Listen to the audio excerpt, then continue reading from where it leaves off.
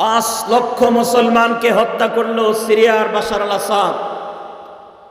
একটানা 53 বছর পর্যন্ত হাফেজ আল আসাদ, তার বাবা এবং বাশার আল আসাদ মিলে, বাবা এবং সন্তান একই পরিবারের মানুষ, একটানা 53 বছর পর্যন্ত সিরিয়ার মুসলমানের উপরে অনেক নির্যাতন করলো।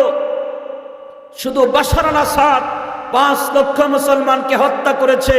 আল্লাহর কসম, 5 লক্ষ মুসলমানকে হত্যা করার পরেও এত রক্তের উপর দাঁড়িয়ে মুসলমান এক মুহূর্তের জন্য পিছপা হয় নাই। মুসলমান বাশার আল আসাদকে ঘাট ধাক্কা দিয়ে সিরিয়া থেকে বের করে দিয়েছে। যিনি মুসলমানদেরকে বিজয় দান করেছেন, চিৎকার করে বলুন তিনি কে? সেই আল্লাহ আছে না নাই?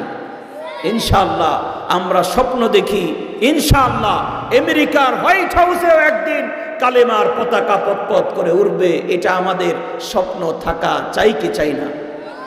আল্লাহ আমাদের কবুল করেন, সবাই বলি আমিন।